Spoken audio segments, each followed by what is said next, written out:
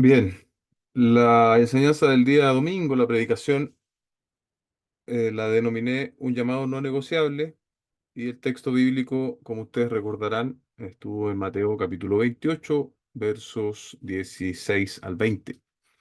Así que vamos a leer el texto bíblico para hacer el desarrollo de esta aplicación. Dice así la escritura: pero los 11 discípulos se fueron a Galilea, al monte que Jesús les había señalado. Cuando lo vieron, lo adoraron, pero algunos dudaron.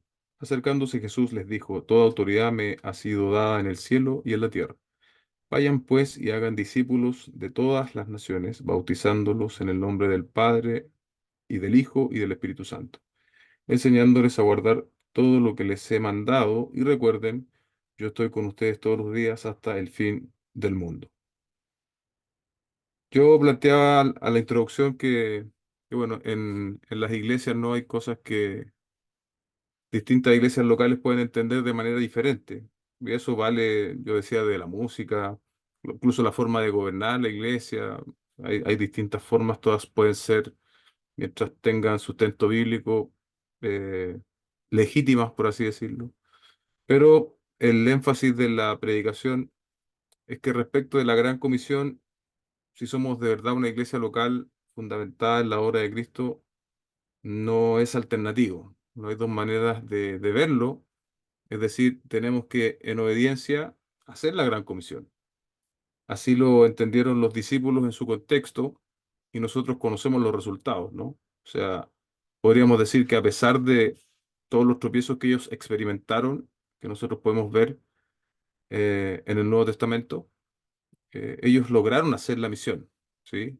Porque precisamente se movían en obediencia al Señor y bajo la autoridad del Señor, y en el poder del Espíritu Santo. Eso no ha cambiado, ¿sí? Algunas cosas externas pueden haber cambiado, pero en la obediencia a ese mandato y lo que nosotros tenemos que hacer, eso no ha cambiado. Em,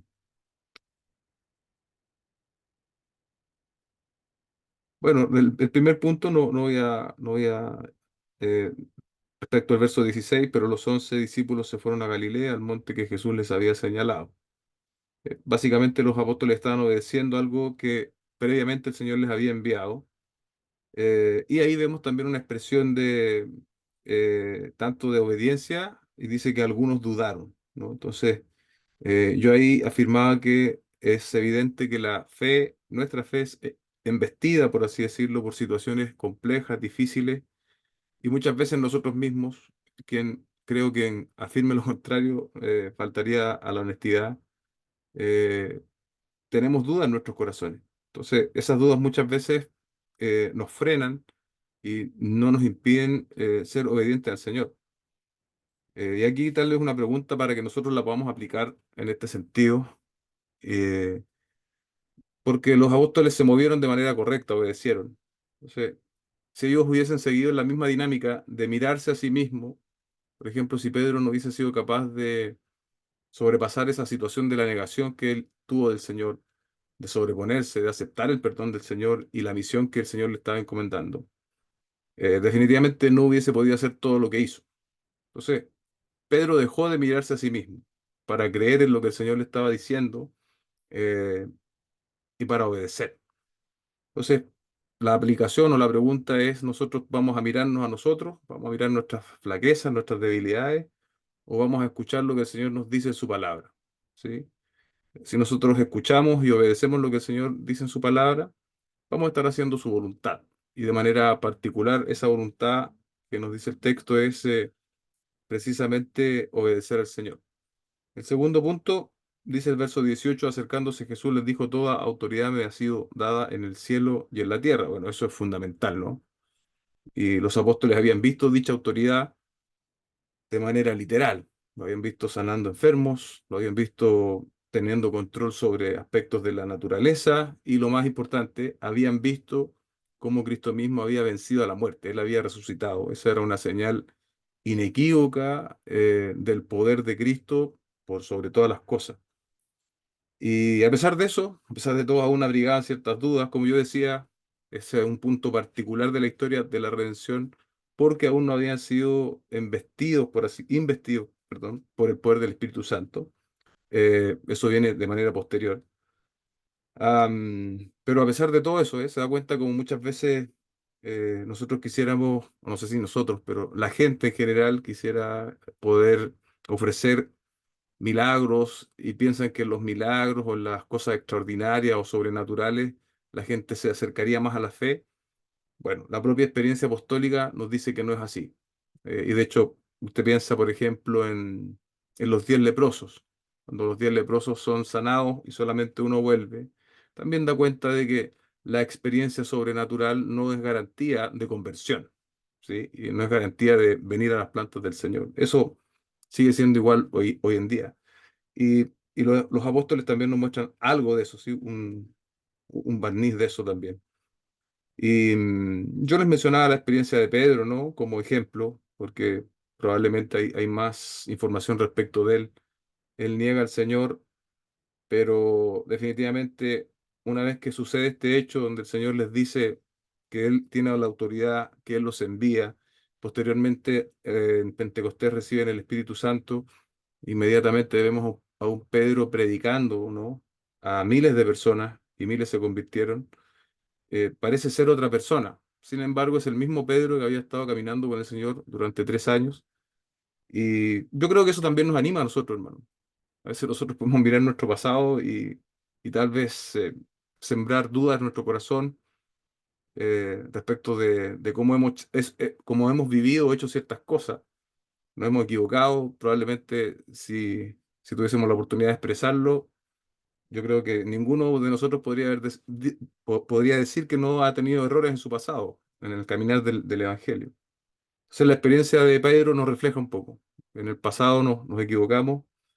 Sin embargo, eso no nos tacha como siervos del Señor, sino que por el contrario, Dios se glorifica aún más, porque a pesar de nuestras debilidades, Él es capaz de utilizar gente como Pedro y utilizar también gente como podemos ser nosotros en un momento determinado. Pero tiene que haber un cambio. O sea, si usted compara la experiencia de Pedro negando al Señor versus Pedro ahora estando en disposición de ser castigado incluso por el Señor, eso podríamos decir que es la evidencia.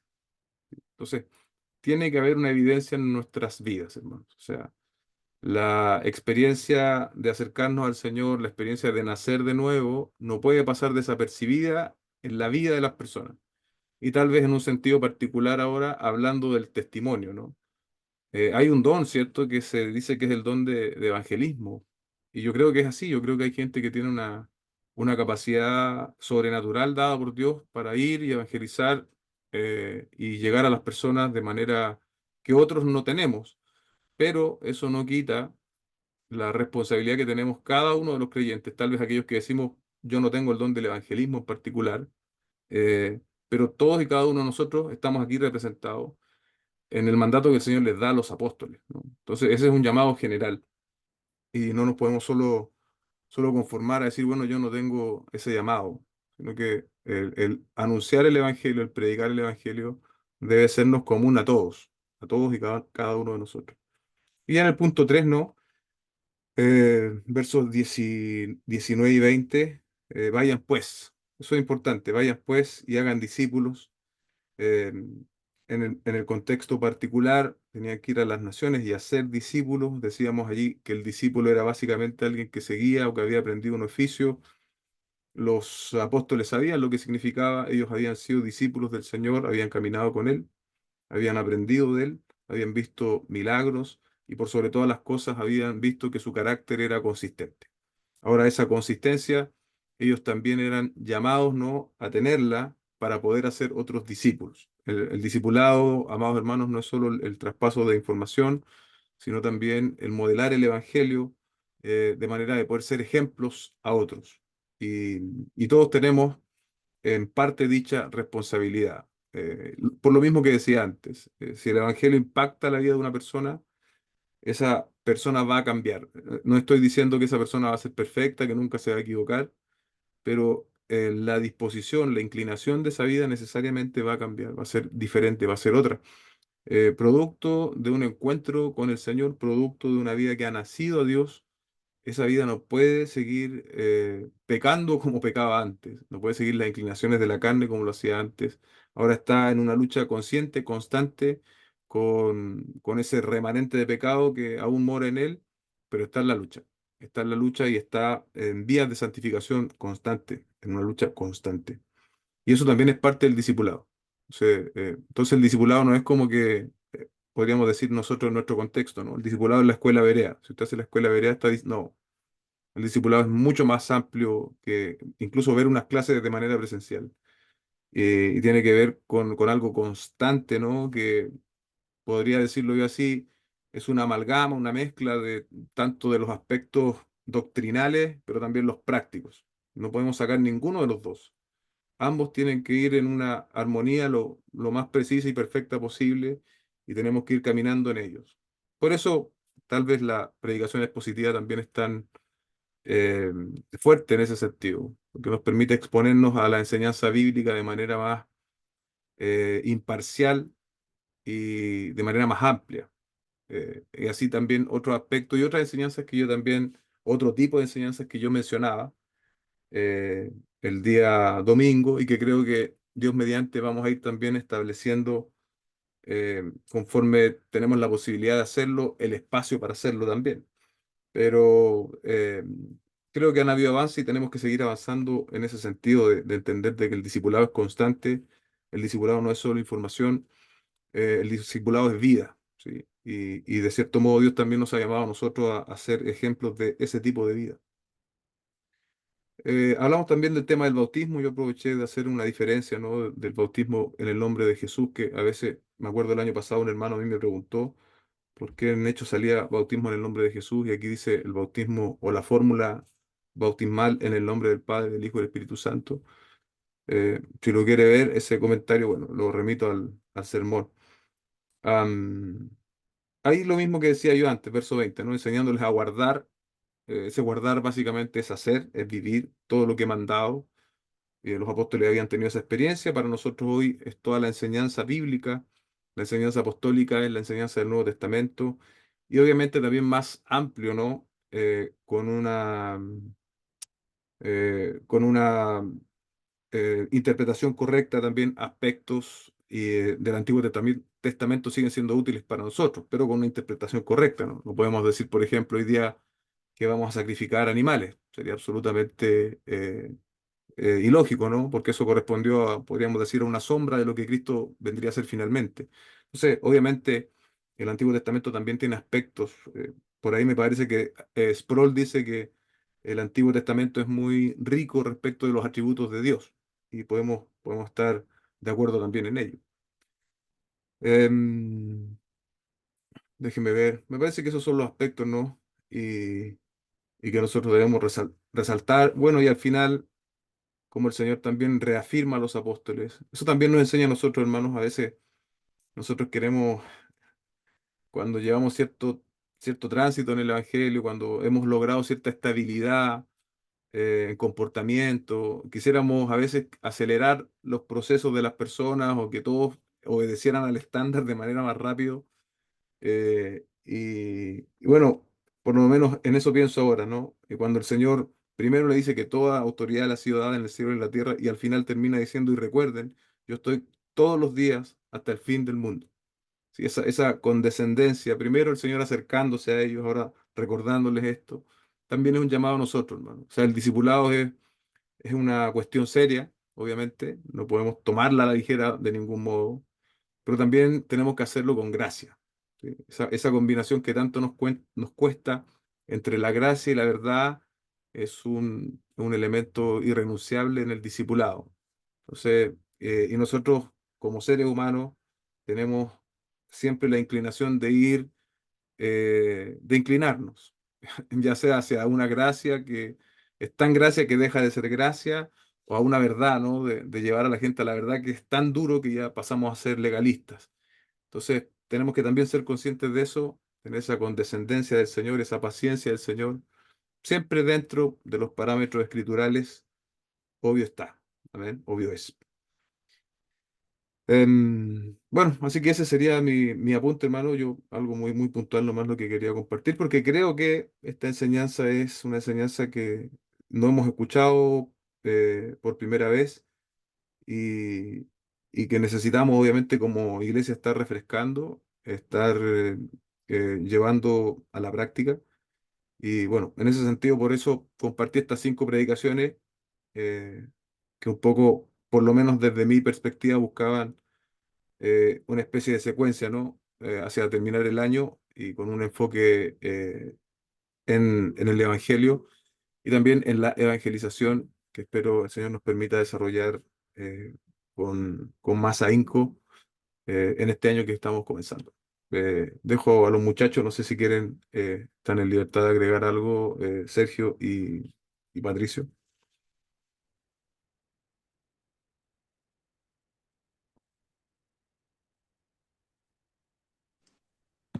Patricio, abre el micrófono. Sí, bueno, respecto a la prédica, principalmente cuando tenemos esta gran comisión y cuando es, no sé, al menos una persona más introvertida, cuesta un poco quizá abrir el espacio. Lo digo como en el ámbito laboral, familiar, como romper ese ciclo y es un poco difícil. O sea, cuesta comenzar quizá una conversación o mantenerla. Entonces, también pedirle en ese sentido ayuda al Señor para que nos dé la sabiduría necesaria a romper ese hielo, por así decirlo, esas trabas que uno mismo se pone. Cuando usted, pastor, decía que a veces en el corazón se nos pone predicar el Evangelio y a veces no le hacemos caso o lo omitimos, en una parte lo dijo. Y eso cuesta, es difícil un poco, sobre todo en el ámbito que a uno nos rodea, pero, pero hacerlo, a anunciar a Cristo, a anunciar su muerte, a anunciar que Él resucitó, que Él murió por nuestros pecados, que Él nos llama al arrepentimiento, Él nos llama a creer en Él y a ser fieles. Estaba viendo también respecto a los discípulos y si uno busca muy rápidamente cuando habla sobre qué son los seguidores. Y yo me recordé a los seguidores de cuando Jesús alimenta a los 5.000, decía que Jesús había apartado y que habían unos que los vieron una multitud y los siguieron. Entonces ahí tenemos como dos tipos de discípulos, uno los que los siguieron, que solamente fueron por el milagro, o también tenemos los discípulos que estaban cerca de él. O sea, hoy en día en nuestra aplicación, ¿qué discípulos queremos ser? Si queremos ser solamente que, que buscamos a Dios por una necesidad especial, o de verdad queremos servirle, de verdad queremos adorarle, de verdad queremos honrar y alabar su santo nombre. Eso, pastor, eso, iglesia, que el Señor nos ayude a ser unos verdaderos discípulos para también poder ir y nosotros también a ser discípulos. Gracias, Patito. Andrés. Sí, buenas noches, Iglesia. Pensando un poco en el punto número 2, con respecto a la autoridad de Jesucristo, que hablaba en el verso 18. Eh, claro, lo decía usted en la prédica, y estos hombres, los apóstoles, cumplieron esta misión, todo cierto, porque estaban con aquel que tenía la autoridad del cielo y de la tierra. ¿Cierto? Así nosotros también somos llamados a cumplir nuestra parte, de predicarle a la gente confiando en que el Señor está con nosotros. Mm, Pero muchas veces nosotros dudamos, y eso está claro, y todos tenemos que ser honestos, y nos cuesta muchas veces esta área de evangelizar, y dudamos porque a veces tenemos temor o vergüenza o no sé, o como decía usted hace poco, delante decía, nos miramos a nosotros mismos en vez de mirar al Señor, en vez de mirar a aquel que tiene la autoridad, y nos olvidamos que el Evangelio es mm, poder, y justamente es poder para salvación, no para otra cosa. Entonces no debemos olvidar eso. Y pensando en esto, pensaba en algunas excusas que a veces nosotros ponemos para no evangelizar. Eh, y me pasaba mucho también antes. Creo que, claro, sigue pasando, pero cada vez menos. Y a veces pensamos que nosotros no seremos lo suficientemente claros al exponer el Evangelio, o que si la persona hace alguna pregunta. Eso es lo que a mí me refrenaba mucho antes. ¿Qué pasa si la persona le hablo del Señor y me hace alguna pregunta, una pregunta que yo no sé, y quiero sin argumento? Voy a quedar como en vergüenza. Eso como que me refrenaba un poco. Y la verdad es que la gente tiene muchas dudas, y juntamente con eso también mala comprensión de lo que es el Evangelio. me acordaba en mi contexto laboral. Un día me tocó predicarle a un compañero de trabajo, a un compañero muy bueno para hablar, pero él habla harto y así como muy difícil también el trabajo. Yo no hablo justo y necesario. Y habló varias veces de la Biblia, que viene error y todo, y yo escuchaba nomás, y cuando se dio la oportunidad de hablar, no había cómo romper el hielo. Y justo salió el tema de la muerte, y yo le hice la pregunta así directa. Le dije, ¿tú, Nacho? Ignacio se llama. Cuando tú te mueras, le dije, ¿para dónde crees que va a ir? ¿Para el cielo o para el infierno? Y me miró así con una cara, y muy tranquilamente, así como con mucha paz, me dijo, para el infierno, me dijo.